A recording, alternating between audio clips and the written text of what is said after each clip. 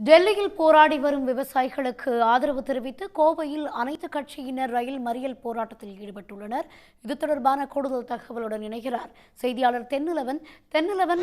தற்போது போராட்டத்தில் யார் யாரெல்லாம் ஈடுபட்டிருக்காங்க, விரிவான தகவல் நிச்சயமாக. அதாவது விவசாயிகளின் விளைபொருளுக்கு குறைந்தபட்ச ஆதரவு விலை வழங்க வேண்டும் உள்ளிட்ட பல்வேறு கோரிக்கைகளை வலியுறுத்தி டெல்லியில் பாத்தீங்கன்னா பல்வேறு மாநிலங்களை சேர்ந்த விவசாயிகள் தொடர் போராட்டத்தில் ஈடுபட்டு வருகின்றனர். குறிப்பாக டெல்லி சாலோ என்ற இடத்துல போராட்டத்தில் ஈடுபட்டிருக்கக்கூடிய விவசாயிகளுக்கு இந்தியா முழுவதிலும் இருந்து ஆதரவான போராட்டங்களும் நடைபெற்று வருகிறது.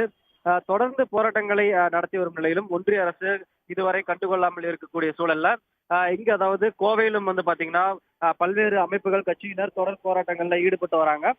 குறிப்பாக இன்றைய தினம் பாத்தீங்கன்னா தந்தை பெரியார் திராவிடர் கழகம் உள்ளிட்ட அமைப்பினர் இங்க போராட்டத்தில் ஈடுபட்டு வராங்க.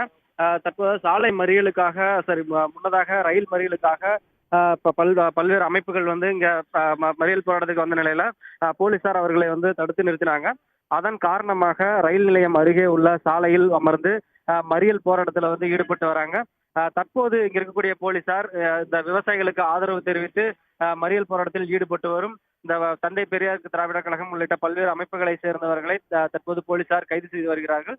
குறிப்பாக தமிழகம் மட்டுமல்லாமல் இந்தியா முழுவதும் டெல்லியில் போராடும் விவசாயிகளுக்கு ஆதரவு தெரிவித்தும் ஒன்றிய அரசை கண்டித்தும் தொடர் போராட்டங்கள் நடைபெற்று வருகிறது. அதன் ஒரு பகுதியாகத்தான் தற்போது டெல்லி விவசாய ஆதரவு மற்றும் ஒன்றிய பாஜக அரசை கண்டித்து கோவையிலும் அந்த போராட்டங்கள் நடைபெற்று வருகிறது. தற்சமயம் இங்க பாத்தீங்கன்னா ரயில் மறியலில் ஈடுபட முயன்றவர்களை போலீசார் தடுத்த போது இங்க ரயில் நிலையம் அருகே இருக்கக்கூடிய சாலையில் அமர்ந்து இங்க மறியல் போராட்டத்தில் ஈடுபட்டாங்க. மேலும் ஒன்றிய அரசை கண்டித்து கோஷங்களை எழுப்பினாங்க. தற்போது இங்க பாத்தீங்கன்னா அந்த போராட்டத்தில் ஈடுபட்ட சுமார் 50க்கும் மேற்பட்டவரை போலீசார் கைது செய்திருக்கிறார்கள். உடனுக்குடன் செய்திகளை தெரிந்து கொள்ள சன் நியூஸ் பெல் ஐகானை கிளிக் பண்ணுங்க.